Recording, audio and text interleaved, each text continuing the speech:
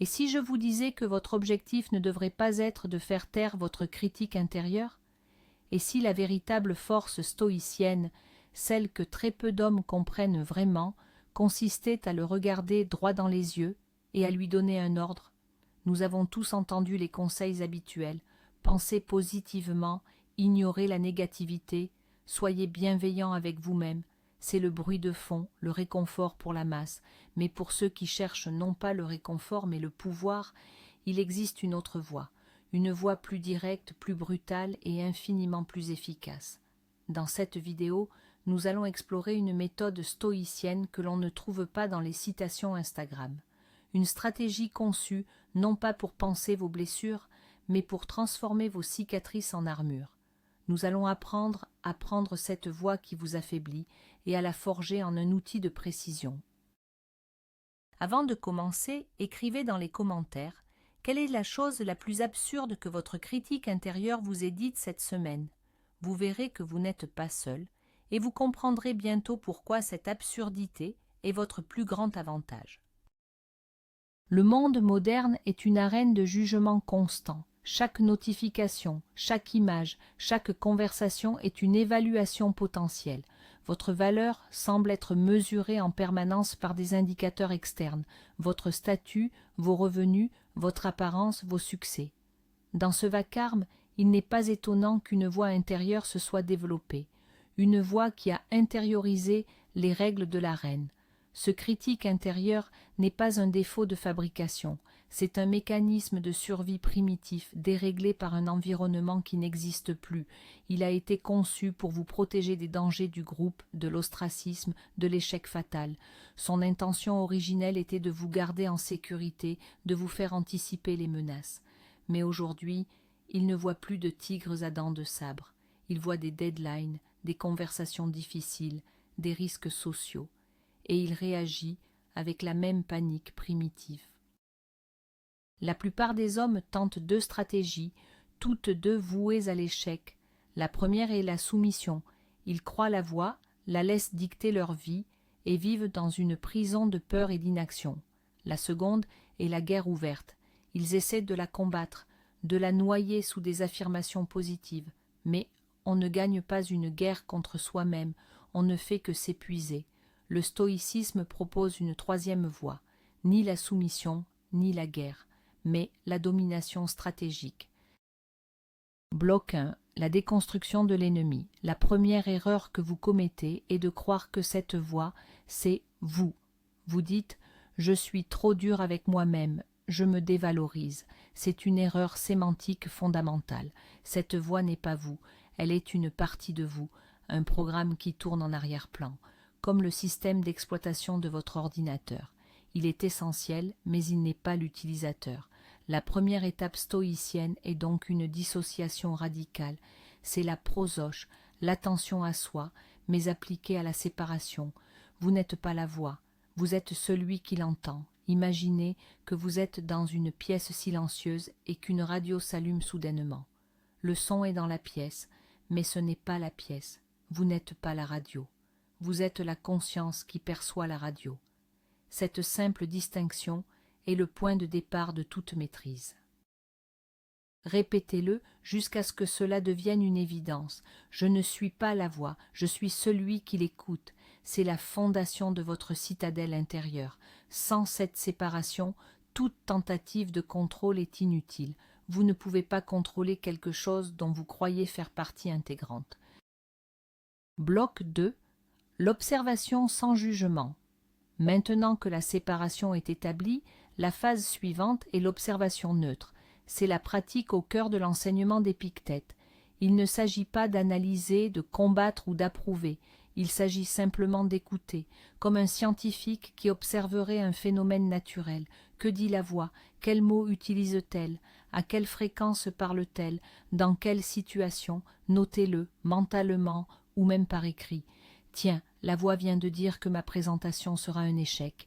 Ne réagissez pas, ne dites pas « non, ce n'est pas vrai », contentez-vous de constater. Observation, la pensée « je vais échouer » est apparue. Cet acte d'observation détaché a un pouvoir immense. Il coupe l'alimentation émotionnelle de la voix. Le critique intérieur se nourrit de votre réaction, de votre peur, de votre colère. Lorsque vous cessez de le nourrir, il perd de sa puissance. Il passe du statut de tyran à celui de simple bruit de fond. C'est comme regarder un orage depuis l'intérieur d'une maison solide. Vous voyez les éclairs, vous entendez le tonnerre, mais vous n'êtes pas mouillé, vous n'êtes pas en danger. Vous êtes un observateur en sécurité. C'est ce que les stoïciens appellent la dichotomie du contrôle appliquée à vos propres pensées. Bloc 3. Le baptême de la voix. Pour renforcer la dissociation, donnez un nom à votre critique intérieure. Un nom légèrement ridicule si possible. Appelez-le Gérard, Bernard ou le perroquet grincheux. Cela peut sembler trivial, mais c'est une technique psychologique puissante. En nommant cette voix, vous la transformez d'une force interne abstraite et terrifiante en une entité externe, séparée et un peu absurde. Quand la pensée « tu es un incapable » surgit, au lieu de la prendre personnellement, vous pouvez vous dire « ah, tiens, c'est encore Gérard qui radote ».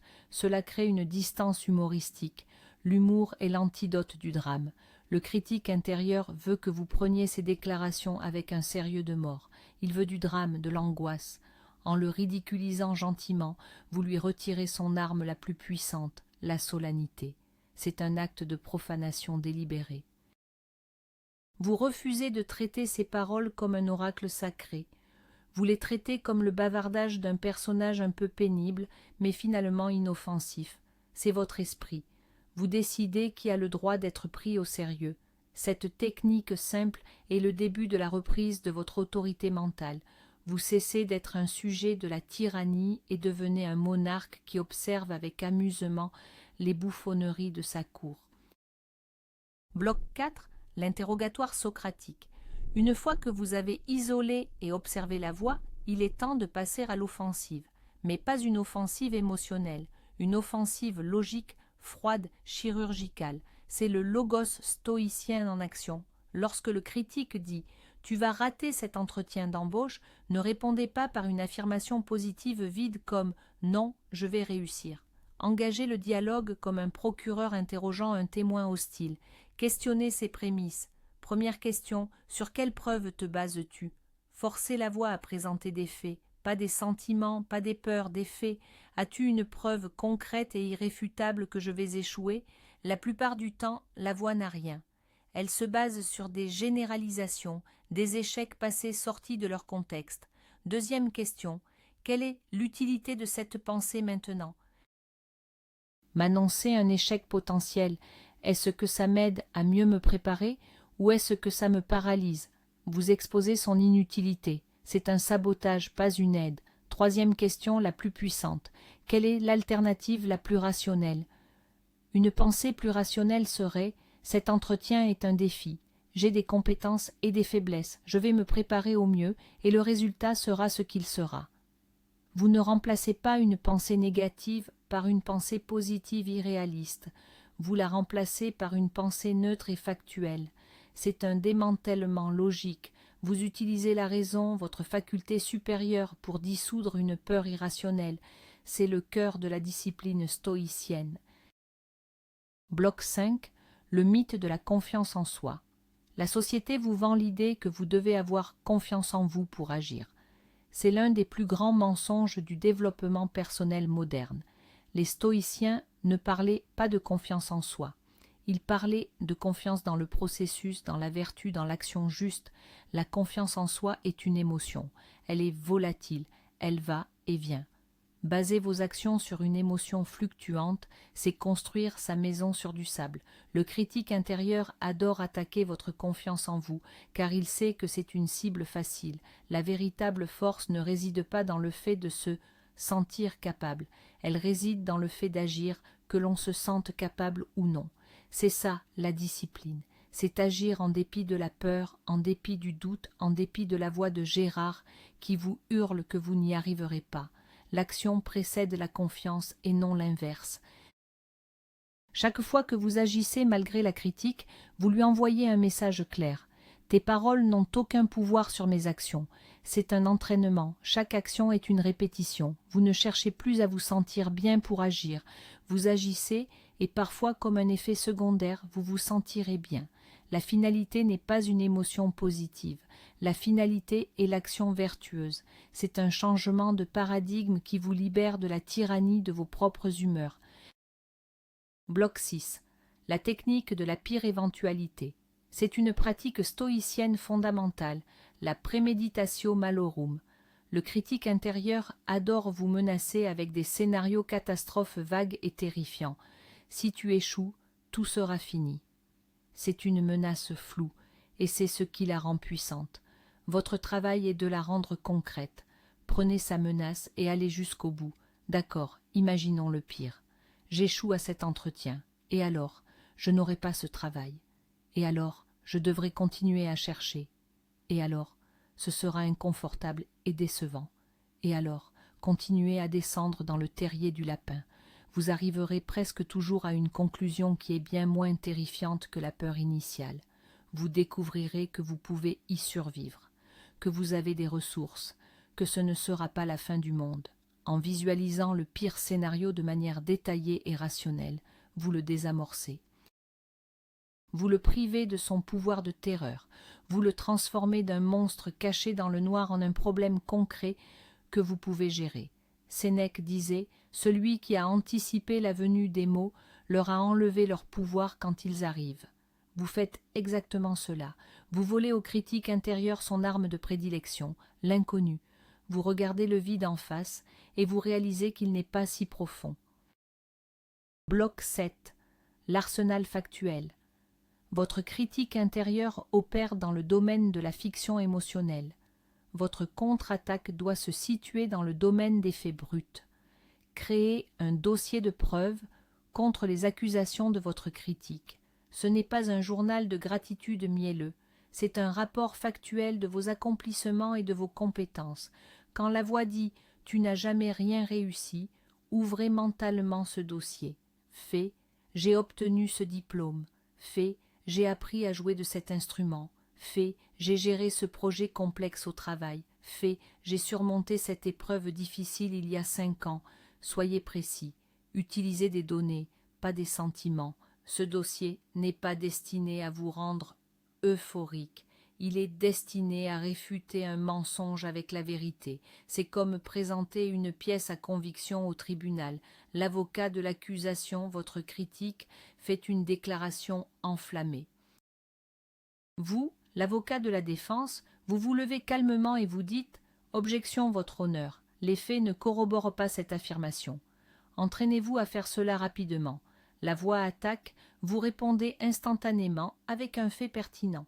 Au fil du temps, le critique apprendra que ces accusations seront systématiquement démontées par des preuves irréfutables.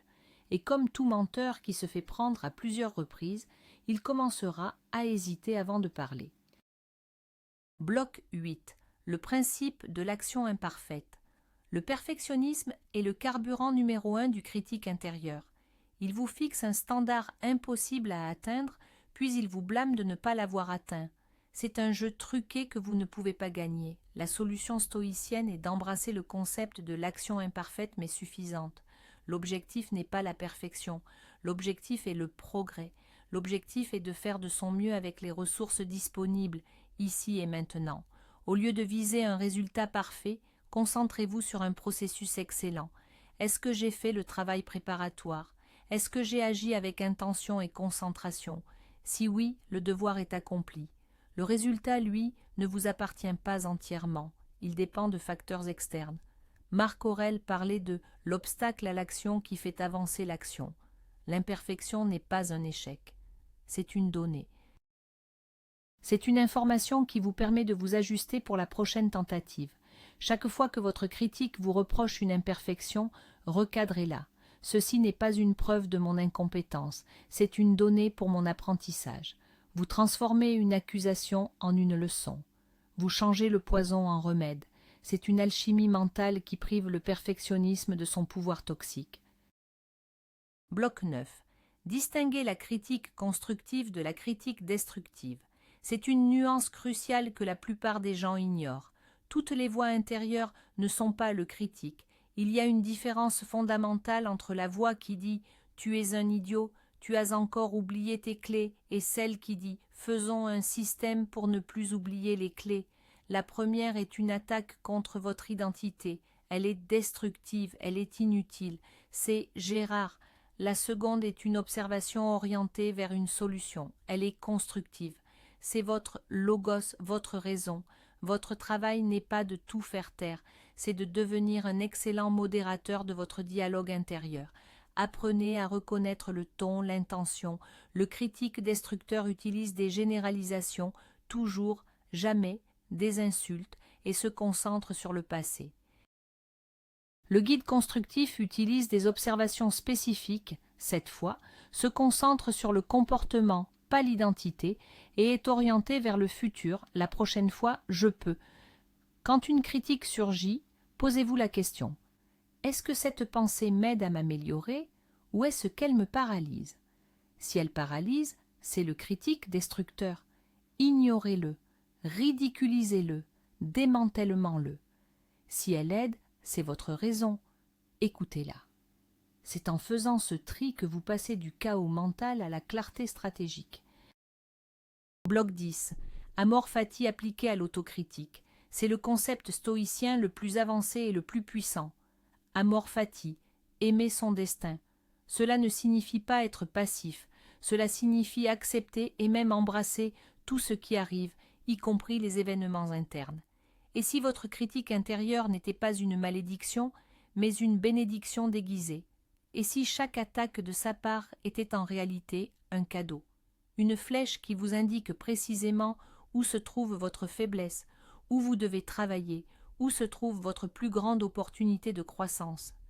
Quand il vous dit « tu es mauvais en prise de parole en public », au lieu de vous sentir blessé, vous pouvez penser « merci de me le rappeler, c'est un domaine que j'ai négligé et que je vais maintenant renforcer ». La critique devient un coach personnel gratuit, bien que très désagréable. Elle vous montre vos angles morts. C'est un test de résistance permanent pour votre esprit. Chaque fois que vous résistez à ces attaques sans vous effondrer, votre forteresse intérieure devient plus solide. Embrasser le critique intérieur de cette manière, ce n'est pas l'approuver, c'est l'utiliser, c'est du judo mental. Vous utilisez la force de l'attaque de votre adversaire pour le mettre au sol. Vous transformez son énergie négative en carburant pour votre propre développement. C'est le summum de la maîtrise. Non seulement ne plus être blessé par la critique, mais activement l'utiliser pour devenir plus fort. Bloc 11. Le pouvoir des rituels stoïciens. La maîtrise de soi n'est pas un événement ponctuel, c'est une pratique quotidienne. Les stoïciens l'avaient compris et structuré leur journée autour de rituels pour renforcer leur esprit. Intégrez-en deux dans votre vie. Premièrement, la revue matinale. Chaque matin, prenez 5 minutes. Pensez aux défis de la journée à venir. Anticipez les moments où votre critique intérieure sera le plus susceptible d'apparaître. Préparez mentalement vos réponses. Visualisez-vous en train d'observer ces attaques sans y réagir, en appliquant les techniques que nous avons vues. C'est comme une répétition avant la pièce de théâtre. Vous ne serez pas pris au dépourvu. Deuxièmement, la revue du soir. Prenez 10 minutes avant de dormir. Analysez votre journée, non pas pour vous juger, mais comme un général analyse une bataille. Où ai-je bien réagi aux pensées négatives? Où ai-je cédé? Qu'est-ce que j'ai appris? Qu'est-ce que je ferai différemment demain? Ce n'est pas de l'autoflagellation, c'est un débriefing stratégique. Ces rituels créent une structure, une discipline. Ils transforment la gestion de votre esprit d'une réaction aléatoire à une pratique intentionnelle. Jour après jour, vous construisez les muscles de votre résilience mentale. Bloc 12. La diète informationnelle. Votre critique intérieure ne vit pas en vase clos. Il se nourrit de ce que vous consommez. Si vous passez vos journées à consommer des contenus qui nourrissent la comparaison, l'envie et le sentiment d'inadéquation, comme les réseaux sociaux non maîtrisés, vous lui donnez des munitions à l'infini. Pratiquer le stoïcisme moderne, c'est aussi être un gardien impitoyable des portes de votre esprit. Faites une diète informationnelle, éliminez ou réduisez drastiquement les sources qui déclenchent votre critique. Ne suivez plus les comptes qui vous font vous sentir inférieur. Limitez votre temps d'exposition aux nouvelles anxiogènes. Soyez aussi sélectif avec ce que vous lisez et regardez qu'avec ce que vous mangez. Préférez les contenus qui vous renforcent, qui vous éduquent, qui vous inspirent à l'action. C'est un acte de respect de soi. Vous déclarez que votre espace mental est un sanctuaire et que vous ne laisserez pas n'importe quoi y entrer pour le polluer. En affamant votre critique de stimuli externes négatifs, vous l'affaiblissez considérablement.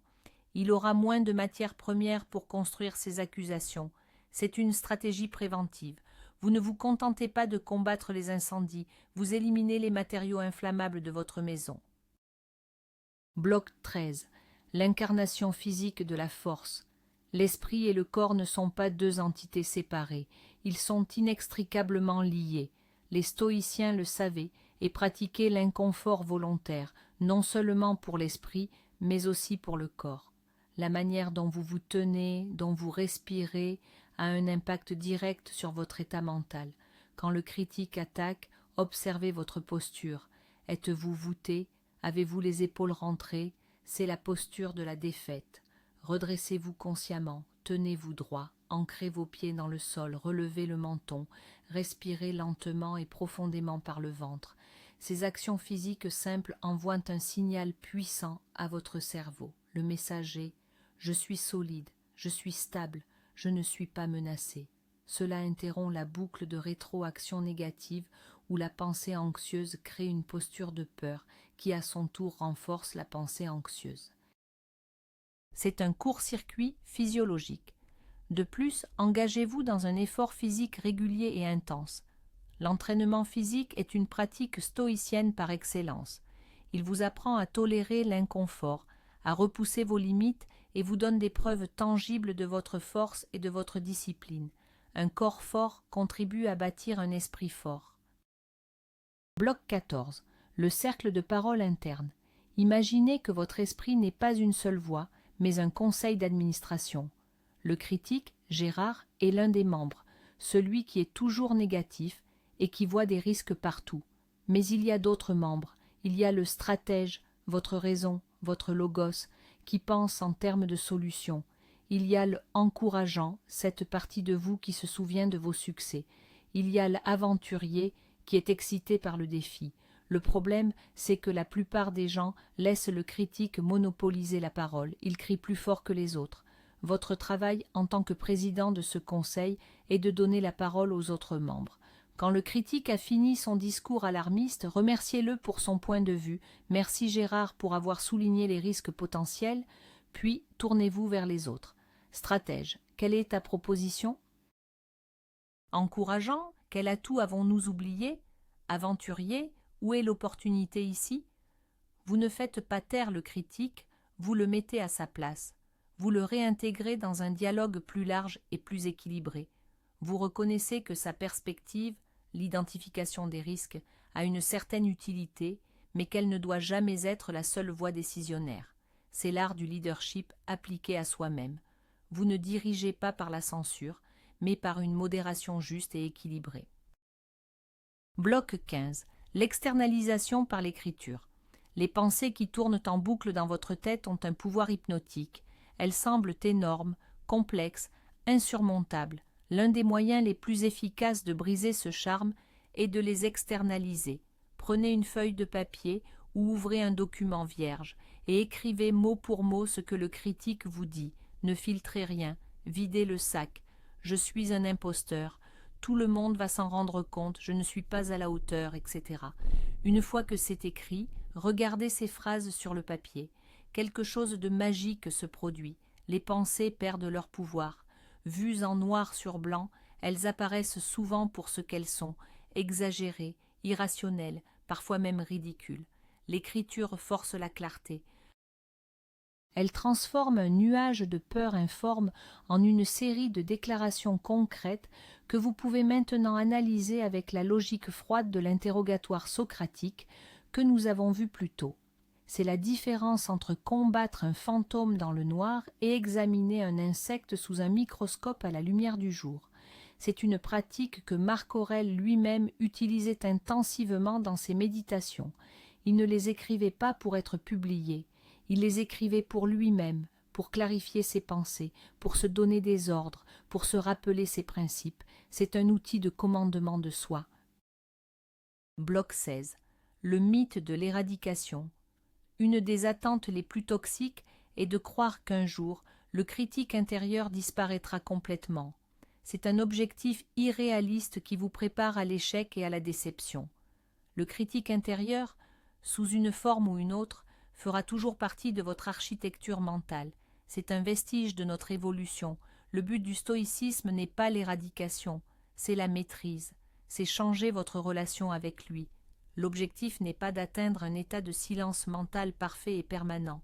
L'objectif est de devenir si habile à gérer cette voix que son apparition ne vous perturbe plus. C'est comme apprendre à naviguer par mauvais temps. Le but n'est pas d'empêcher les tempêtes. Le but est de devenir un si bon capitaine que vous pouvez naviguer en toute sécurité, et même utiliser le vent à votre avantage, quelle que soit la météo. Acceptez que le critique fera des apparitions. Ne soyez pas surpris, ne soyez pas frustré quand il revient. Considérez simplement cela comme une nouvelle opportunité de pratiquer vos compétences, de renforcer votre maîtrise. Ce changement d'attente est libérateur. Vous cessez de vous battre pour une paix impossible et vous commencez à construire une force inébranlable. Bloc 17. La perspective cosmique. Parfois, la meilleure façon de réduire le bruit du critique est de changer radicalement d'échelle. C'est la vue d'en haut, stoïcienne. Quand vous êtes obsédé par une petite erreur que vous avez commise, par une critique que vous avez reçue, prenez un moment pour dézoomer. Pensez à votre ville, puis à votre pays, puis à la planète Terre, cette petite bille bleue flottant dans l'immensité du système solaire. Pensez à la Voie lactée, avec ses milliards d'étoiles. Pensez aux milliards d'autres galaxies. Pensez à l'immensité du temps, aux milliards d'années qui ont précédé votre naissance et aux milliards qui suivront votre mort. Maintenant, dans cette perspective, revenez à votre problème, cette terrible erreur, cette humiliation insupportable. Quelle est son importance réelle à l'échelle cosmique? La réponse est proche de zéro. Cela ne vise pas à vous faire sentir insignifiant, mais à remettre vos soucis à leur juste place. Le critique intérieur prend de petites choses et les gonfle jusqu'à ce qu'elles remplissent tout votre univers mental. La perspective cosmique est l'épingle qui perce ce ballon d'ego et de drame. C'est un réajustement radical de la perspective. C'est un rappel que la plupart des choses qui nous tourmentent sont, dans le grand schéma des choses, incroyablement petites.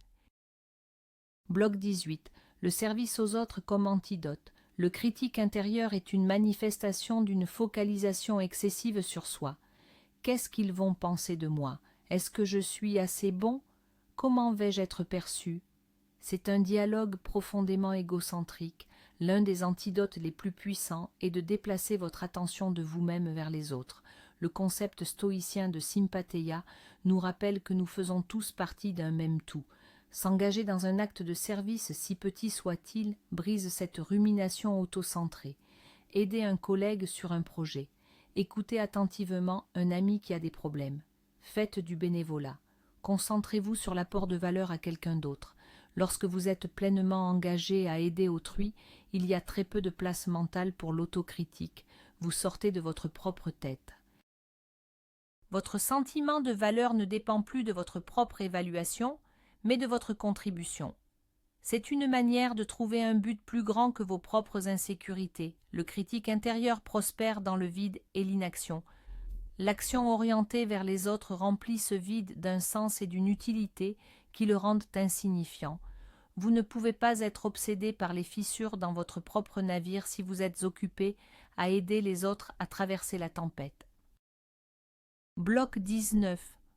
Le principe de la double tâche. C'est une technique mentale avancée pour les moments de haute pression où le critique est le plus bruyant. Imaginez que vous devez faire une présentation importante. La voix est là, vous disant que vous allez bégayer, oublier votre texte, être ridicule. Au lieu d'essayer de la faire taire, donnez-vous une double tâche. Tâche numéro 1, faire la présentation du mieux que vous pouvez. C'est la tâche externe.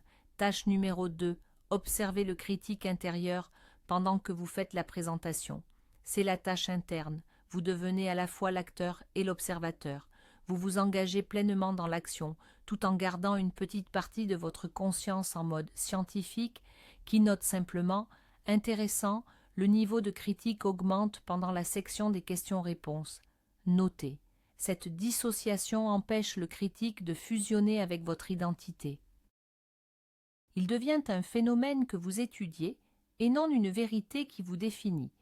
Cela demande de la pratique, mais c'est incroyablement puissant. Vous apprenez à fonctionner à un niveau élevé tout en étant conscient du bruit de fond, sans le laisser prendre le contrôle. C'est comme conduire une voiture tout en écoutant la radio. Vous êtes concentré sur la route, la radio n'est qu'un fond sonore. Le critique devient la radio et non le conducteur. Bloc 20. L'assignation d'un nouveau rôle. Nous arrivons maintenant à l'étape finale, la plus stratégique. Après avoir observé, déconstruit et compris votre critique, vous allez lui donner un nouveau travail. Vous allez le promouvoir d'ennemi à consultant spécialisé.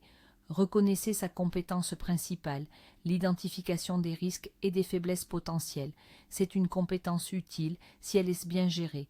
Vous lui donnez donc de nouvelles instructions, comme un PDG à un subordonné. Gérard, ton ancien rôle de critique destructeur est terminé. Ton nouveau titre est analyste des risques. À partir de maintenant, ton travail n'est plus de m'insulter, mais de me présenter un rapport factuel et non émotionnel des 3 principaux risques potentiels pour chaque projet. Je t'écouterai, j'analyserai tes données, puis c'est moi qui prendrai la décision finale.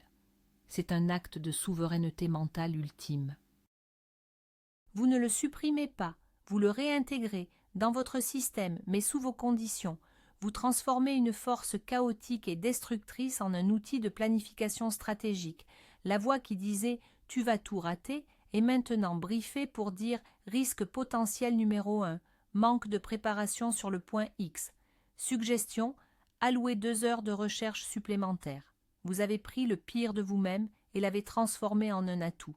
C'est ça, la véritable alchimie stoïcienne. Bloc 21. Le test de la réalité par l'action. Une grande partie du pouvoir du critique intérieur vient de son caractère spéculatif. Il opère dans le futur, dans l'imaginaire, dans le « et si ». La méthode la plus directe pour le confronter est de le tester contre la réalité. La voix dit « personne ne sera intéressé par ton projet ». Au lieu de débattre à l'infini dans votre tête, lancez une petite partie du projet. Présentez l'idée à une personne de confiance. Voyez sa réaction. La réalité est souvent bien moins dure que l'imagination. La voix dit « Tu es incapable d'apprendre cette nouvelle compétence. Passez 1 heure à essayer. Vous découvrirez que ce n'est pas impossible, juste difficile. » L'action est le grand arbitre. Elle tranche les débats internes. Chaque petite expérience que vous menez est une donnée que vous collectez. Parfois, le critique aura eu partiellement raison et vous aurez appris quelque chose. Le plus souvent, il aura eu tort et vous aurez affaibli sa crédibilité pour la prochaine fois. Ne restez pas dans l'arène de la pensée, descendez dans l'arène de l'action. C'est là que les vraies batailles se gagnent et que les fantômes de l'esprit se dissipent à la lumière des résultats, qu'ils soient bons ou mauvais. Un stoïcien est un empiriste de l'âme. Il teste les hypothèses par l'expérimentation dans le monde réel. Bloc 22. Le concept du cercle de contrôle, c'est le pilier de la philosophie stoïcienne enseignée par Épictète. Divisez tout ce qui vous préoccupe en 2 catégories, les choses que vous contrôlez et les choses que vous ne contrôlez pas. Votre critique intérieure adore se concentrer sur ce que vous ne contrôlez pas, la réaction des autres, le résultat final, les événements imprévus. C'est une source infinie d'anxiété. Votre travail est de ramener sans cesse votre attention sur votre cercle de contrôle. Vous ne contrôlez pas si votre patron aimera votre travail, mais vous contrôlez la qualité de votre effort, votre préparation, votre attitude. Vous ne contrôlez pas si quelqu'un vous trouve intéressant, mais vous contrôlez votre façon de communiquer, les questions que vous posez, votre écoute. Quand le critique attaque sur un point hors de votre contrôle, reconnaissez-le et redirigez votre énergie. Cette pensée concerne quelque chose que je ne peux pas contrôler. Concentrons-nous sur ce que je peux faire maintenant. C'est un exercice constant de discipline mentale. C'est comme un muscle. Plus vous le pratiquez, plus il devient facile de distinguer ce qui est de votre ressort et ce qui ne l'est pas. C'est dans ce cercle de contrôle que se trouve votre véritable pouvoir. Le reste n'est que du bruit. L'ignorer n'est pas de la faiblesse, c'est de la sagesse stratégique. Bloc 23. La différence entre la douleur et la souffrance. Une autre distinction stoïcienne fondamentale. La douleur est un événement objectif. C'est ce qui arrive. L'échec, le rejet, la critique externe. Ce sont des faits. La souffrance est notre interprétation de ces faits. C'est l'histoire que nous nous racontons à propos de la douleur. C'est le domaine du critique intérieur. Par exemple, recevoir une critique négative sur votre travail, c'est la douleur. La voix intérieure qui vous dit « Cela prouve que tu es un incapable, tu n'y arriveras jamais, tu devrais abandonner », c'est la souffrance. C'est un deuxième niveau, une couche de drame que vous ajoutez à l'événement initial. Le stoïcisme enseigne à accepter la douleur comme une partie inévitable de la vie, mais à refuser de créer de la souffrance inutile.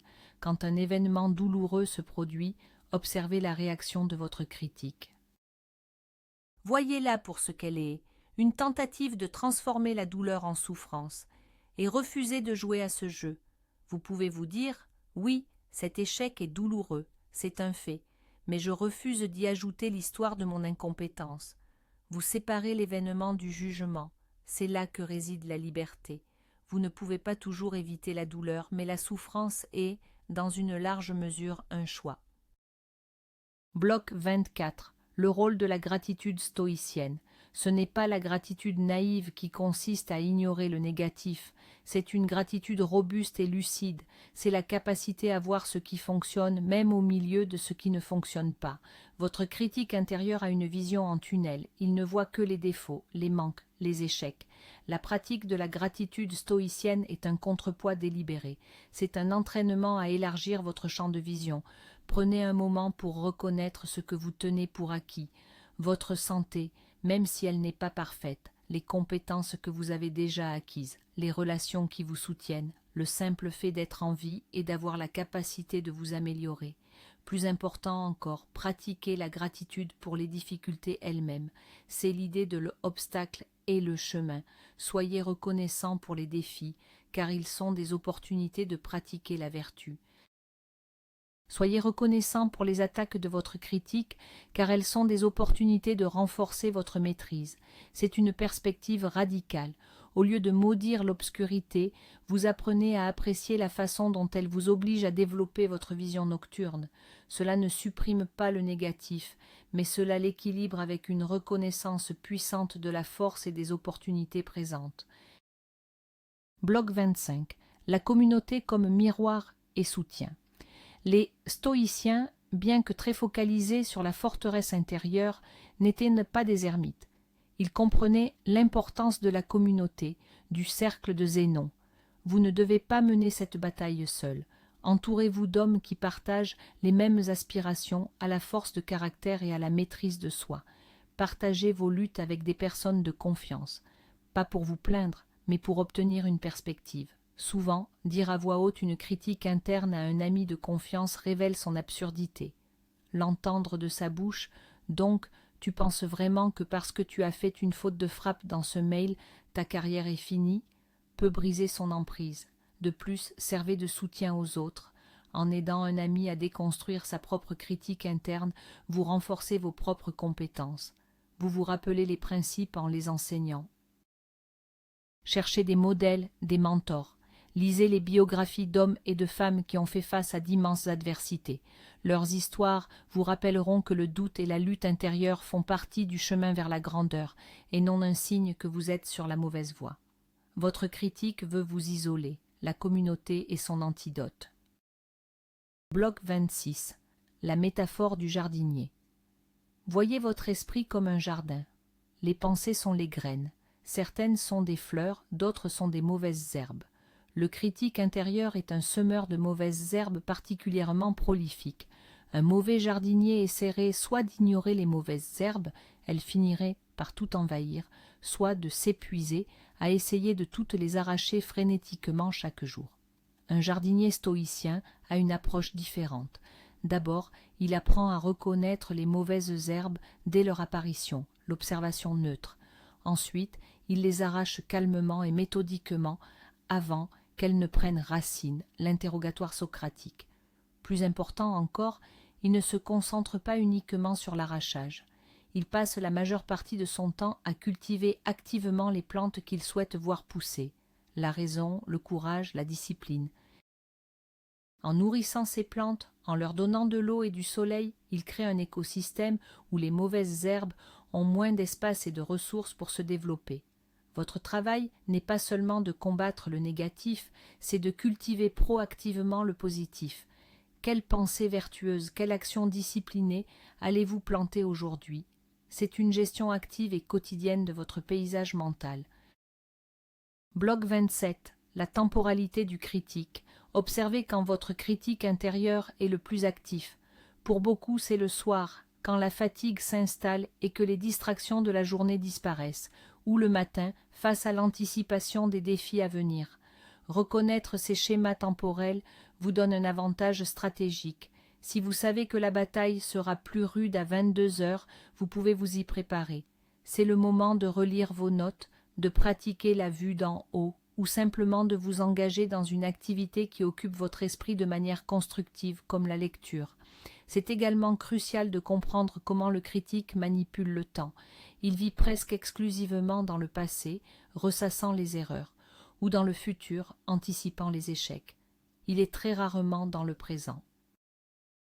La pratique de la pleine conscience, de ramener votre attention sur l'ici et maintenant, sur votre respiration, sur les sensations de votre corps, sur la tâche que vous êtes en train d'accomplir, est un moyen puissant de lui échapper. Le critique ne peut pas facilement opérer dans un esprit qui est pleinement engagé dans le moment présent. Ancrez-vous dans le seul temps qui vous appartient réellement, maintenant. C'est votre refuge et votre champ d'action. Bloc 28. Le langage de la responsabilité. Faites attention aux mots que vous utilisez, même dans votre dialogue interne. Le critique adore le langage de la victimisation. Je ne peux pas m'empêcher de penser comme ça. C'est plus fort que moi. Ce langage vous place en position de faiblesse, il affirme votre impuissance. Remplacez-le par un langage de responsabilité et de choix. Au lieu de « je ne peux pas m'en empêcher », dites « jusqu'à présent, j'ai choisi de donner du crédit à cette pensée ». Au lieu de « c'est plus fort que moi », dites « je ressens une forte impulsion à croire cette pensée et je choisis de ne pas le faire ». Ce changement peut sembler subtil, mais il est profond. Il vous repositionne de victime à acteur. Il vous rappelle constamment que même si vous ne contrôlez pas l'apparition de la pensée, vous contrôlez absolument l'assentiment que vous lui donnez. C'est la liberté ultime que les stoïciens défendaient, la liberté de choisir comment interpréter et répondre aux événements, qu'ils soient externes ou internes. Votre langage façonne votre réalité. Utilisez un langage qui affirme votre pouvoir, pas votre soumission. Bloc 29. L'humour comme arme de dissolution. Nous avons déjà évoqué le fait de nommer le critique pour le ridiculiser. Poussons cette idée plus loin. L'humour est l'acide qui dissout le sérieux pompeux du critique. Quand il vous lance une de ces accusations dramatiques, essayez de l'exagérer jusqu'à l'absurde. La voix dit « Tu as fait une erreur dans ce rapport, tu vas te faire virer ». Répondez mentalement « C'est vrai ». Et non seulement je vais être viré, mais je serai banni de toute l'industrie. Je finirai seul et abandonné, vivant dans un carton à cause d'une virgule mal placée. En poussant sa logique à l'extrême, vous en révélez l'irrationalité. Apprenez à rire de vos propres angoisses. C'est un signe de grande force mentale. Rire de soi, ce n'est pas se moquer de soi, c'est reconnaître l'absurdité du drame que notre esprit est capable de créer. Le critique est comme un tyran qui perd tout son pouvoir si la foule se met à rire de lui. Il a besoin de votre peur et de votre respect pour survivre. Ne lui donnez ni l'un ni l'autre. Donnez-lui le mépris amusé qu'il mérite. Bloc 30. Le principe de l'investissement asymétrique. Pensez à votre attention comme à un capital financier. Chaque minute que vous passez à débattre avec votre critique, à ruminer ses accusations, est un investissement. Quel est le retour sur cet investissement? Dans la quasi-totalité des cas, il est négatif. Vous perdez du temps, de l'énergie, de la concentration et vous vous sentez plus mal. C'est un très mauvais placement. Le stoïcisme vous invite à devenir un investisseur avisé de votre attention. Posez-vous la question, est-ce que le fait de m'engager avec cette pensée va me rapprocher de mes objectifs et de mes valeurs? Si la réponse est non, alors désengagez-vous. Ce n'est pas de la fuite, c'est une allocation stratégique de ressources. Vous retirez votre capital d'un actif toxique pour l'investir dans quelque chose de productif, votre travail, votre apprentissage, vos relations, votre santé. Le critique veut vous entraîner dans des débats sans fin où il a l'avantage du terrain.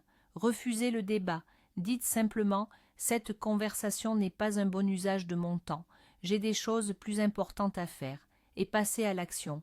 Vous ne gagnez pas en le battant à son propre jeu. Vous gagnez en refusant de jouer. Bloc 31. Le concept de l'autre poignée. Épictète enseignait qu'Evry chose a deux poignées, l'une par laquelle on peut la porter, l'autre par laquelle on ne le peut pas. Une critique interne est une chose avec deux poignées. La première poignée, celle qui est fragile et douloureuse, est de la prendre comme une vérité sur votre identité. Je suis un échec. Si vous la saisissez par là, elle est insupportable. La deuxième poignée, celle qui est solide et utile, est de la voir comme une information sur vos peurs ou vos domaines de faiblesse. J'ai peur de l'échec dans ce domaine. Saisi par cette poignée, la même critique devient un outil de diagnostic. C'est à vous de choisir consciemment quelle poignée vous allez utiliser. Face à une attaque de Gérard, demandez-vous quelle est la poignée faible ici et quelle est la poignée forte. La poignée faible, c'est l'insulte. La poignée forte, c'est l'information cachée derrière l'insulte. Par exemple, tu es nul en négociation, poignée faible. L'information cachée est mes compétences en négociation pourraient être améliorées, poignée forte. En choisissant systématiquement la poignée forte, vous transformez ce qui était un fardeau en un levier. C'est un choix actif que vous pouvez faire à chaque instant. Bloc 32. L'entraînement à l'inconfort volontaire. Le critique intérieur tire une grande partie de son pouvoir de votre peur de l'inconfort. Il vous menace avec des sentiments de gêne, de honte, d'anxiété, et vous reculez. La pratique stoïcienne de l'inconfort volontaire est un vaccin contre cette peur. Exposez-vous délibérément à de petites doses d'inconfort contrôlé. Prenez une douche froide. Jeûnez pendant une journée. Dormez par terre une nuit. Engagez la conversation avec un inconnu. Faites une présentation alors que vous avez le trac. Le but n'est pas la souffrance pour la souffrance. Le but est de vous prouver à vous-même que vous pouvez tolérer l'inconfort, que ces sensations ne sont que des sensations, elles ne peuvent pas vous détruire. Chaque fois que vous traversez un inconfort volontaire, vous envoyez un message à votre critique. Tes menaces de sentiments désagréables ne fonctionnent plus sur moi. J'en ai fait l'expérience et j'y ai survécu. Trouve une autre stratégie. Vous augmentez votre seuil de tolérance. Les choses qui vous paraissaient terrifiantes deviennent simplement désagréables, et les choses désagréables deviennent gérables. Vous élargissez votre zone de confort en sortant volontairement. Bloc 33. Le mythe de la motivation. Le critique intérieur est un expert pour saper votre motivation. Il attend que vous vous sentiez motivé pour agir, puis il s'assure que vous ne le soyez jamais. La vérité, c'est que la motivation est un mythe pour les professionnels. Les amateurs attendent la motivation. Les professionnels s'appuient sur la discipline et les systèmes. La discipline, c'est faire ce que vous avez dit que vous feriez, que vous en ayez envie ou non. Créer des systèmes qui rendent l'action plus facile que l'inaction. Si vous voulez vous entraîner le matin, préparez vos affaires la veille au soir. Si vous voulez écrire, fixez une heure et un lieu et ne faites rien d'autre pendant ce temps. Ne négociez pas avec votre critique, la décision a déjà été prise, l'heure de l'action n'est pas l'heure de la délibération. Le critique vous dira « tu es fatigué, tu peux le faire demain ». Votre système doit répondre « la décision n'est plus en débat, c'est l'heure de l'exécution ». L'action génère la motivation et non l'inverse. Après avoir accompli la tâche, vous vous sentirez souvent motivé et énergisé. Mais cela vient après, comme une récompense, pas avant, comme une condition préalable. Bloc 34. La technique du comme si. C'est une forme de visualisation inversée. Au lieu d'essayer de vous sentir confiant, agissez comme si vous l'étiez. Avant une réunion importante où votre critique vous dit que vous êtes un imposteur, demandez-vous comment une personne compétente et sûre d'elle se comporterait-elle dans cette situation? Comment se tiendrait-elle? Comment parlerait-elle? Quel ton emploierait-elle? Ensuite, imitez ce comportement, incarnez ce personnage. Ce n'est pas de la malhonnêteté, c'est une stratégie comportementale. Le psychologue William James a dit « Nous ne rions pas parce que nous sommes heureux parce que nous rions ». L'action peut précéder et influencer l'émotion. En agissant comme si, vous créez une nouvelle boucle de rétroaction. Votre corps envoie des signaux de confiance à votre cerveau, ce qui peut réellement calmer le critique et même générer un sentiment de confiance authentique. C'est « fake it until you become it », mais dans une version stoïcienne, agis vertueusement et tu deviendras vertueux. Agis avec courage et tu deviendras courageux. Le critique est basé sur vos actions passées. Changez vos actions et vous le forcerez à réviser son jugement. Bloc 35. La clarté des valeurs. Souvent, le critique intérieur gagne parce que vous n'êtes pas clair sur ce qui est vraiment important pour vous.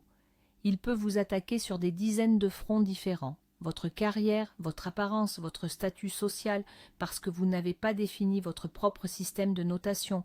Les stoïciens insistaient sur l'importance de vivre en accord avec ces valeurs. Prenez le temps de définir les vôtres. Qu'est-ce qui compte le plus pour vous? Le courage, l'intégrité, l'apprentissage, la contribution? Écrivez-les. Une fois que vous avez votre constitution personnelle, vous avez un filtre pour évaluer les attaques du critique. Quand il vous dit « tu n'as pas gagné autant d'argent que ton ami », vous pouvez consulter vos valeurs et répondre « ma valeur principale n'est pas la richesse, mais l'intégrité et l'apprentissage ». Sur ces points, comment est-ce que je me situe aujourd'hui? Cela vous donne un bouclier. Les critiques qui ne sont pas alignées avec vos valeurs perdent leur pertinence. Vous choisissez le jeu auquel vous jouez et les règles selon lesquelles vous vous jugez. Vous cessez de vous laisser juger par les règles aléatoires et contradictoires du critique ou de la société. Bloc 36. Le concept du démon de Socrate. Socrate parlait d'un démonion, une voix divine intérieure qui ne lui disait jamais quoi faire, mais qui l'arrêtait quand il était sur le point de commettre une erreur. C'est une inversion fascinante de notre critique intérieure. Et si vous pouviez entraîner une partie de votre conscience à jouer ce rôle, un gardien intérieur qui ne vous critique pas, mais qui vous guide, qui, face à une décision, ne dit pas « tu vas échouer », mais pose une question silencieuse. Est-ce que cette action est en accord avec la meilleure version de toi-même? C'est un dialogue interne de plus haut niveau. Pour cultiver cette voix, vous devez la nourrir. Lisez les grands textes de philosophie, étudiez la vie des grands hommes, passez du temps dans la nature, méditez. Ces activités nourrissent la partie sage de votre esprit. Le but n'est pas seulement de neutraliser la voix négative, mais de cultiver et d'amplifier la voix de la sagesse. Plus cette voix devient forte, moins vous accorderez d'attention aux divagations du critique. Vous aurez un meilleur conseiller à écouter. Bloc 37. Le recadrage par le temps. Le critique intérieur a une perspective à très court terme. Un échec aujourd'hui est une catastrophe éternelle. Une erreur est une tache indélébile sur votre identité. Utilisez le voyage dans le temps mental pour contrer cela. Quand vous êtes tourmenté par un événement, projetez-vous dans le futur. Demandez-vous, est-ce que cette chose aura de l'importance dans 5 ans, dans 10 ans, sur mon lit de mort? La plupart du temps, la réponse est non. Cette technique, chère à Marc Aurèle, ne minimise pas la douleur du moment, mais la met en perspective. Elle vous rappelle que la plupart des drames d'aujourd'hui seront les anecdotes oubliées de demain. Vous pouvez aussi utiliser le passé. Pensez à une catastrophe similaire que vous avez vécue il y a 5 ans. À l'époque, cela vous semblait insurmontable. Aujourd'hui, vous y avez survécu. Vous en avez peut-être même tiré des leçons. Ce souvenir est une preuve de votre résilience, c'est une preuve que le pronostic apocalyptique du critique était comme d'habitude erroné. En manipulant la perspective temporelle, vous brisez l'urgence et le drame que le critique essaie d'imposer. Bloc 38, le mythe de la passion. La société vous dit de suivre votre passion. Le critique intérieur utilise cela contre vous. Si vous ne ressentez pas une passion brûlante pour votre travail chaque seconde, il vous dit que vous êtes sur la mauvaise voie. Le stoïcisme offre une alternative plus robuste. Le but et le devoir. La passion est une émotion, elle fluctue. Le but est une direction, il est stable. Le devoir est une action, il est concret. Au lieu de vous demander « suis-je passionné ?», demandez-vous « est-ce que j'accomplis mon devoir ? Est-ce que cette action sert mon but ?» Un artisan ne se demande pas s'il est passionné par chaque coup de marteau.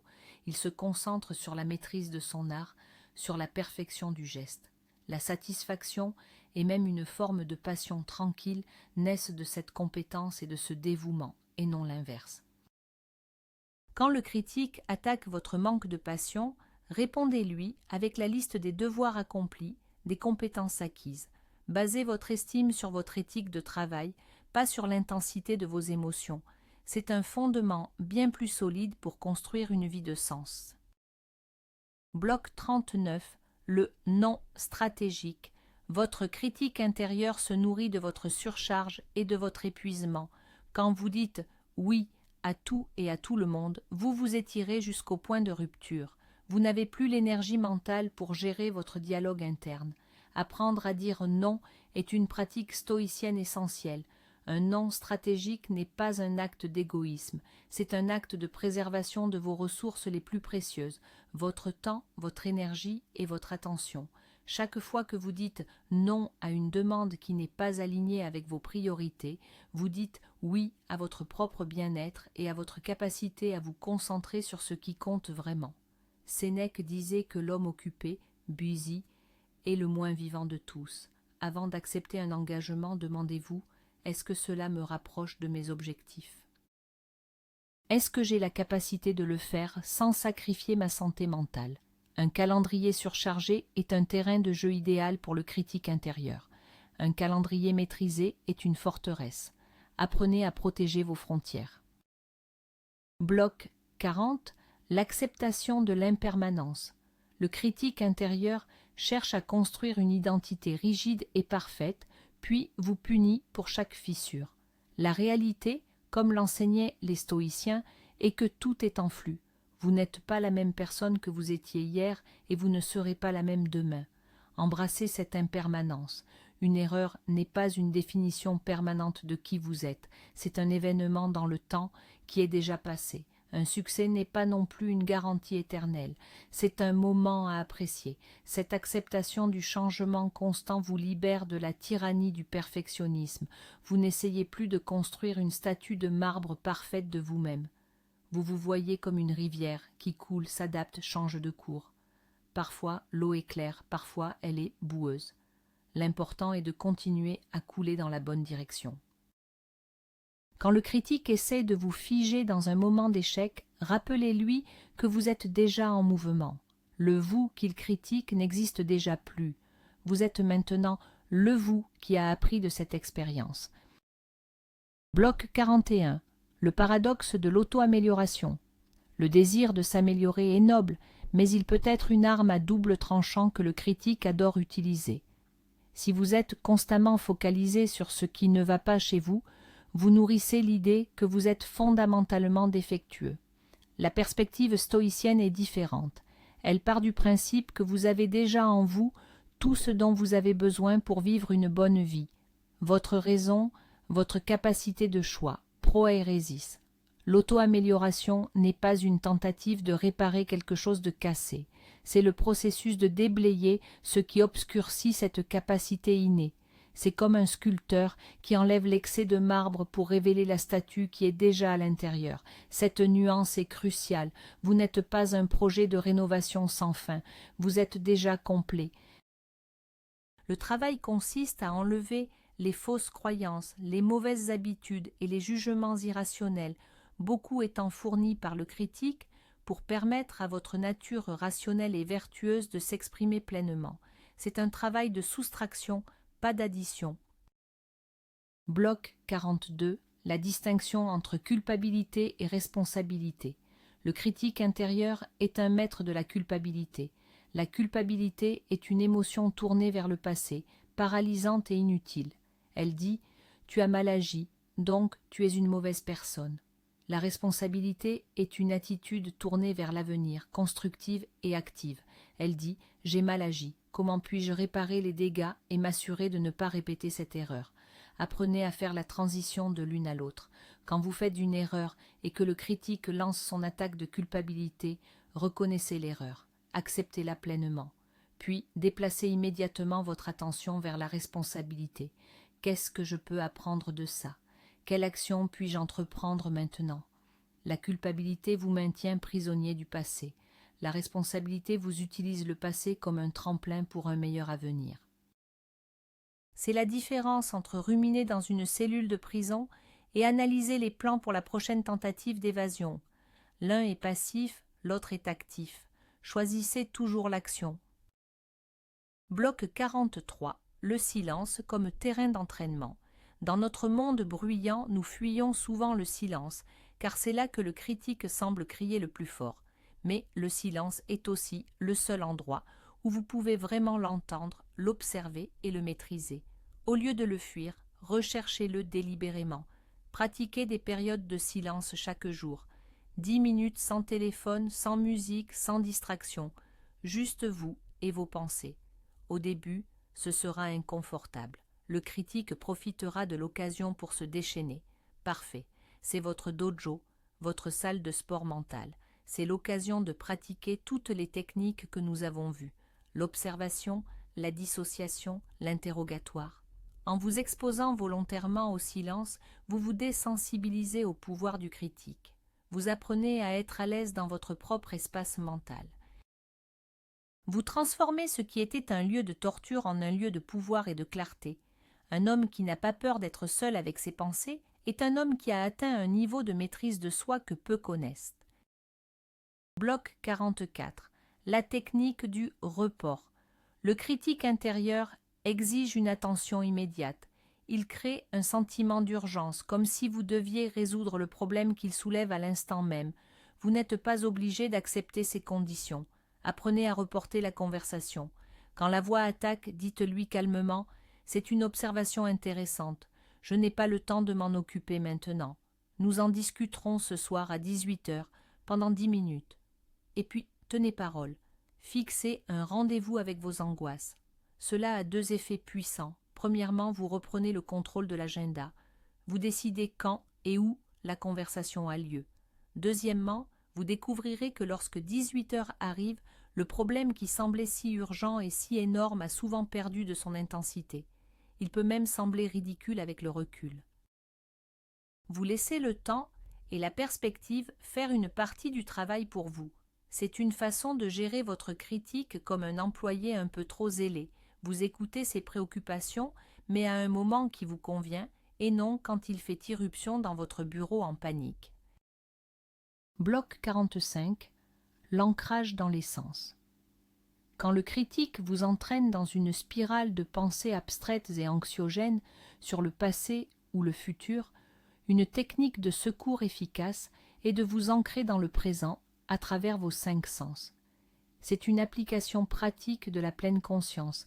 Arrêtez tout et nommez, mentalement ou à voix basse, 5 choses que vous pouvez voir, 4 choses que vous pouvez sentir, le contact de vos vêtements, la chaise sous vous, 3 choses que vous pouvez entendre, 2 choses que vous pouvez sentir, l'odeur du café, l'air, 1 chose que vous pouvez goûter.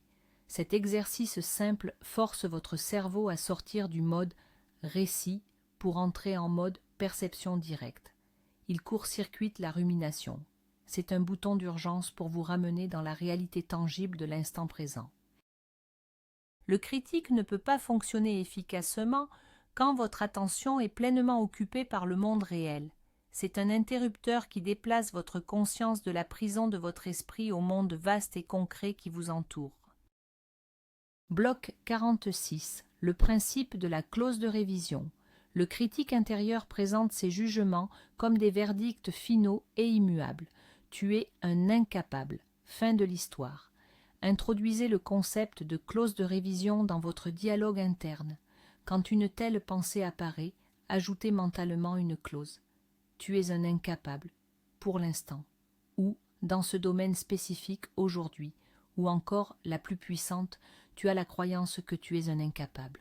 Vous transformez un jugement sur votre identité en une observation sur vos croyances actuelles, et les croyances peuvent être changées, elles ne sont pas des faits. C'est la différence entre une condamnation à perpétuité et une évaluation de performance trimestrielle. L'une est une fin, l'autre est un point de départ pour l'amélioration. Ne laissez jamais le critique avoir le dernier mot. Ajoutez toujours une perspective de croissance, de changement, de possibilité. Vous vous rappelez à vous-même que vous êtes une œuvre en cours, pas un produit fini, et certainement pas un produit défectueux. Bloc 47. Le test de l'ami. Nos critiques intérieures nous disent des choses d'une cruauté que nous n'oserions jamais dire à notre pire ennemi, et encore moins à un ami. C'est un test simple mais puissant. Quand le critique vous attaque, posez-vous la question « Est-ce que je dirais ça à un ami qui est dans la même situation ?» La réponse est presque toujours « non ». Alors, demandez-vous « Que dirais-je à cet ami ?» Vous lui offririez probablement une perspective équilibrée. Vous reconnaîtriez sa douleur, mais vous lui rappelleriez aussi ses forces, ses succès passés, et vous l'encourageriez à se concentrer sur les solutions. Maintenant, essayez de vous offrir à vous-même ce même conseil. Cette technique n'est pas une invitation à la complaisance, c'est une invitation à la rationalité et à la décence. C'est une façon de court-circuiter la brutalité irrationnelle du critique en faisant appel à votre propre capacité d'empathie et de sagesse. Vous activez la partie de vous qui est un bon conseiller pour les autres et vous la tournez vers vous-même. Vous devenez votre propre allié, votre propre mentor. Bloc 48. Le mythe de la certitude. Le critique intérieur prospère dans la recherche de la certitude absolue. Il exige que vous sachiez à l'avance que tout va bien se passer avant d'agir. Mais la certitude n'existe pas dans le monde réel. La vie est intrinsèquement incertaine. Exiger la certitude est une recette pour la paralysie. La force stoïcienne ne consiste pas à être certain du résultat. Elle consiste à être à l'aise avec l'incertitude. C'est la confiance, non pas dans le succès, mais dans votre capacité à gérer n'importe quel résultat, y compris l'échec. C'est une confiance en votre résilience. Quand le critique exige des garanties, répondez-lui « Il n'y a pas de garantie, et ce n'est pas un problème. Je vais agir en dépit de l'incertitude. Je vais me concentrer sur mes actions qui sont sous mon contrôle, et j'accepterai le résultat, quel qu'il soit, comme une leçon. » Métaux. Vous déplacez votre besoin de sécurité de l'extérieur, le résultat, vers l'intérieur, votre capacité d'adaptation. C'est le passage d'un état d'esprit fragile qui se brise face à l'inattendu à un état d'esprit antifragile qui se renforce dans le chaos. Bloc 49. La physique de l'élan. Le critique est le plus puissant lorsque vous êtes à l'arrêt. L'inaction est son terrain de prédilection. Le mouvement est son ennemi. C'est la loi de l'inertie de Newton appliquée à la psychologie. Un objet au repos reste au repos, un objet en mouvement reste en mouvement. La chose la plus difficile est souvent de commencer. Le critique mettra toutes ses forces pour vous empêcher de faire le premier pas. La stratégie est donc de rendre ce premier pas ridiculement petit. Si vous devez écrire un rapport, ne vous dites pas « je vais écrire le rapport ». Dites « je vais ouvrir le document et écrire un titre ». Si vous devez aller à la salle de sport, ne pensez pas à l'entraînement complet. Dites « je vais juste mettre mes chaussures de sport ». Une fois que vous êtes en mouvement, même le plus petit mouvement, l'élan commence à se construire. Il est beaucoup plus facile de continuer que de commencer. Le critique a moins d'emprise sur une cible en mouvement. Concentrez-vous uniquement sur le prochain pas minuscule et réalisable. Gagnez de petites victoires. L'élan est une force puissante qui peut balayer les objections du critique. Bloc 50. Le journal des preuves contraires. Nous avons parlé de l'arsenal factuel. Poussons cela plus loin avec une pratique active. Tenez un journal, physique ou numérique, dédié à une seule chose, collecter des preuves qui contredisent les affirmations les plus courantes de votre critique. Si votre critique dit « tu es paresseux », notez chaque jour une action qui prouve le contraire, même petite. Aujourd'hui, j'ai fait mon lit immédiatement en me levant. Si le critique dit « personne ne t'apprécie », notez chaque interaction positive, chaque sourire, chaque merci. Au début, cela peut sembler forcé, mais avec le temps, vous construisez un dossier accablant contre l'accusation. Vous entraînez votre cerveau à remarquer le positif, à contrer le biais de négativité sur lequel le critique s'appuie. Relisez ce journal une fois par semaine. C'est un rappel tangible et factuel que le récit du critique est une fiction, une histoire très mal documentée.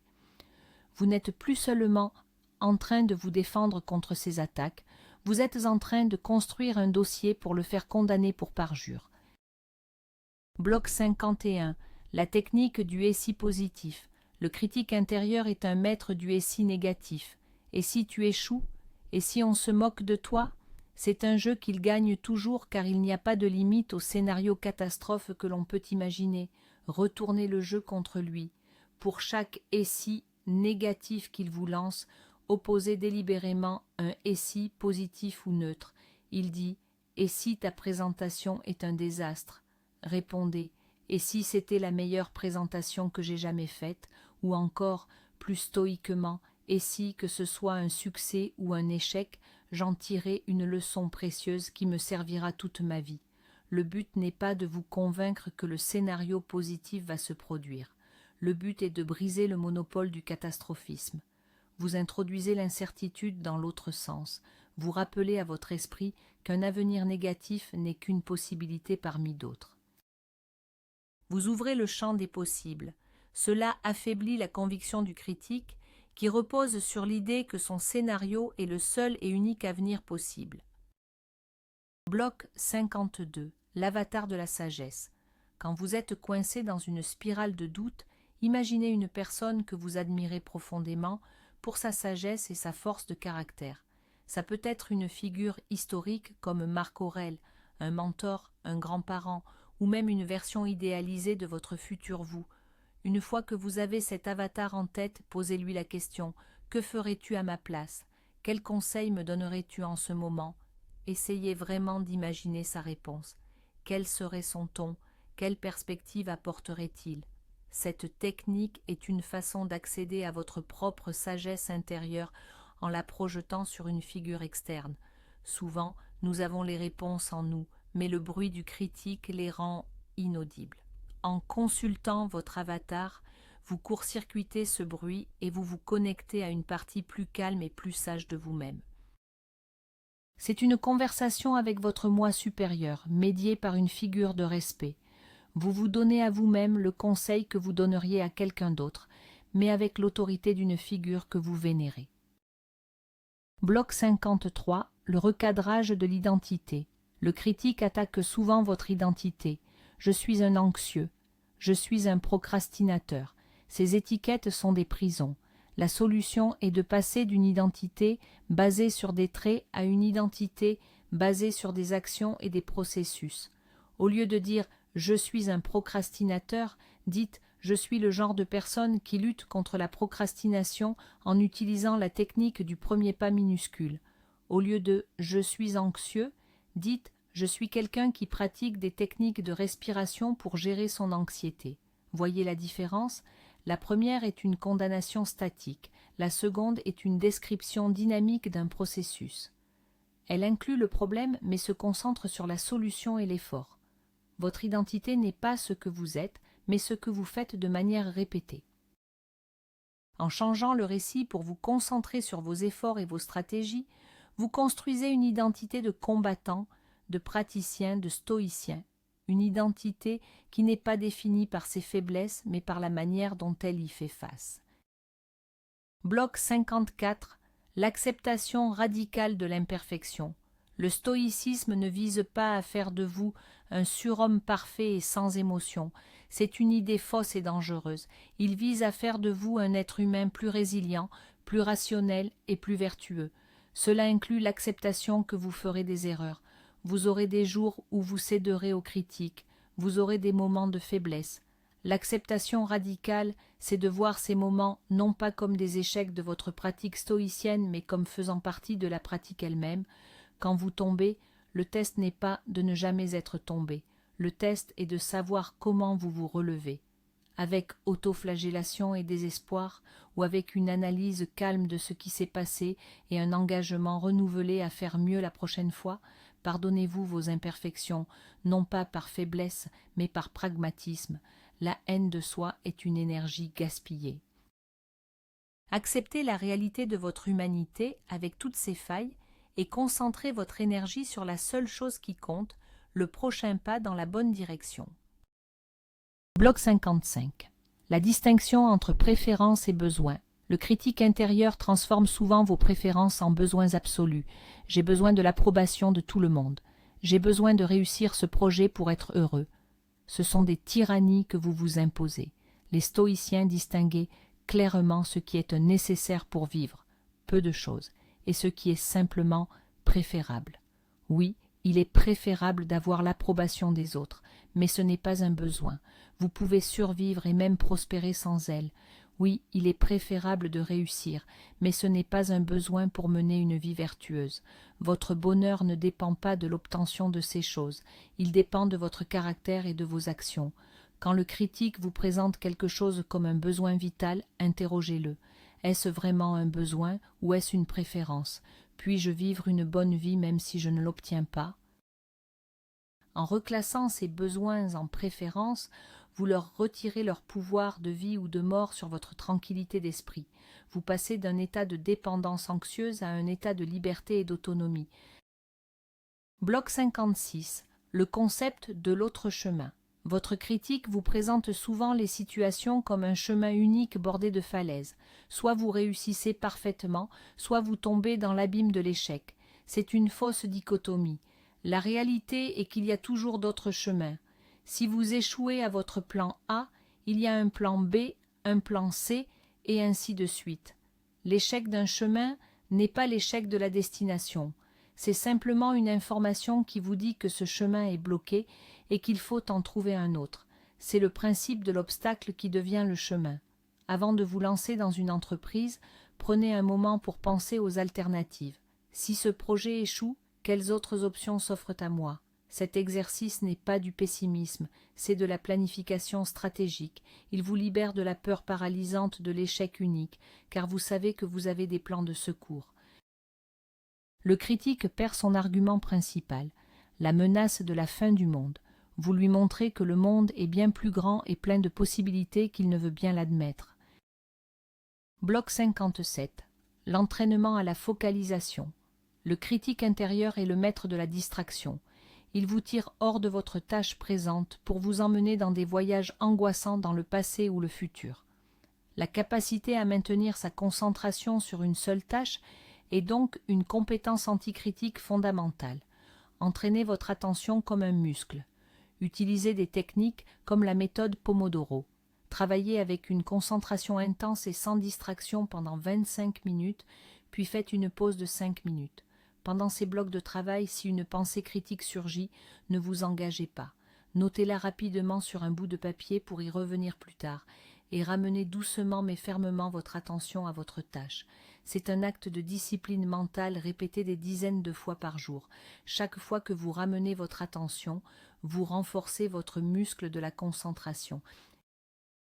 Un esprit capable de se concentrer est un esprit qui peut choisir où il place son énergie. Il ne la laisse pas se faire détourner par le terrorisme mental du critique. Bloc 58. Le mythe de l'arrivée. Le critique vous vend l'idée qu'il existe une destination finale, un état de perfection où tout sera facile et où il se taira enfin. Quand j'aurai ce poste, quand j'aurai cette relation, c'est un mirage. Il n'y a pas de ligne d'arrivée. La vie, et en particulier la pratique stoïcienne, est un processus continu. C'est un chemin, pas une destination. Le but n'est pas d'arriver à un endroit où il n'y a plus de défis. Le but est de devenir le genre d'homme qui est capable de faire face à n'importe quel défi avec calme, courage et sagesse. Cessez de chercher le point final. Trouvez la satisfaction dans le processus lui-même, dans l'effort quotidien, dans la petite amélioration, dans la lutte bien menée. Le critique perd son pouvoir quand vous cessez de croire à ses promesses de paradis futur. Vous trouvez la paix non pas dans l'absence de problèmes, mais dans votre capacité croissante à les gérer. La récompense n'est pas à la fin du chemin. La récompense, c'est la force que vous construisez en marchant. Bloc 59. Le pouvoir de la décision. Le critique intérieur vous maintient dans un état d'indécision perpétuelle. Il analyse chaque option jusqu'à la paralysie, vous montrant les inconvénients de chaque choix. L'indécision est un état de faiblesse. La décision est un acte de pouvoir. Comprenez qu'il n'y a souvent pas de meilleure décision. Il y a des décisions prises avec les informations disponibles, suivies d'un engagement total pour faire de cette décision la bonne. Un bon général ne passe pas des semaines à chercher le plan parfait. Il choisit un bon plan et l'exécute avec excellence, en s'adaptant aux circonstances. Fixez-vous des délais pour les décisions, rassemblez les informations, analysez-les rationnellement, puis tranchez. Une fois la décision prise, ne regardez pas en arrière. Ne vous laissez pas torturer par le « et si j'avais choisi l'autre option » du critique. Mettez toute votre énergie dans l'exécution. Une décision moyenne exécutée avec brio est infiniment meilleure qu'une décision parfaite qui n'est jamais prise. La décision est la hache qui coupe le nœud gordien de la rumination. Bloc 60. La synthèse finale. Devenir le maître, pas le geôlier. Après avoir exploré toutes ces stratégies, revenons au point de départ. Le but n'a jamais été de tuer ou d'emprisonner votre critique intérieur. C'est une guerre que vous ne pouvez pas gagner. Le but est de passer de l'état d'esclave à celui de maître. Un maître n'élimine pas ses sujets difficiles. Il leur assigne un rôle qui sert le royaume. Votre critique intérieur, Gérard, est passé du statut de tyran à celui d'analyste des risques. Vous l'écoutez, vous prenez ses rapports en considération, mais c'est vous, le logos, la raison souveraine qui prenez la décision finale. Vous avez appris à le dissocier, à le questionner, à le recadrer, à l'utiliser. Sa voix n'est plus une vérité qui vous définit, mais une donnée parmi d'autres dans votre processus de décision. Elle n'a plus le pouvoir de vous paralyser, elle n'a plus le pouvoir de dicter vos émotions. Elle est devenue un outil bruyant, souvent pessimiste, mais un outil néanmoins. C'est cela, la victoire stoïcienne. Ce n'est pas le silence, c'est l'ordre rétabli dans votre royaume intérieur, avec la raison fermement assise sur le trône. Nous arrivons à la fin de cette analyse. Si vous ne deviez retenir qu'une seule chose, que ce soit celle-ci, votre critique intérieur n'est pas votre juge, il est votre outil, un outil mal calibré, hérité de millions d'années d'évolution, mais un outil que vous pouvez apprendre à maîtriser. Vous ne le faites pas taire, vous lui donnez un nouveau travail. Vous ne le détruisez pas, vous le mettez au service d'une cause plus grande, votre propre force, votre propre excellence. La différence entre l'homme moyen et l'homme supérieur ne réside pas dans l'absence de cette voie, elle réside dans la relation qu'il entretient avec elle. L'un est son esclave, l'autre est son maître. Aujourd'hui, vous avez reçu les clés de cette maîtrise. Le travail ne fait que commencer. Ce n'est pas une solution miracle, c'est une pratique, une discipline quotidienne. Merci d'avoir investi votre temps, votre ressource la plus précieuse, dans votre propre développement. Vous faites partie de ceux qui ne se contentent pas de subir, mais qui cherchent à comprendre et à commander. Si cette vidéo vous a apporté de la valeur, abonnez-vous pour ne pas manquer les prochaines analyses. Aimez cette vidéo pour soutenir notre travail et partagez-la avec un autre homme qui a besoin d'entendre ce message. Pour finir, je vous laisse avec une question. Maintenant que vous avez ces outils, quelle est la première action, aussi petite soit-elle, que vous allez entreprendre pour changer votre relation avec votre critique intérieure? Écrivez-la dans les commentaires. L'écrire, c'est déjà le premier pas.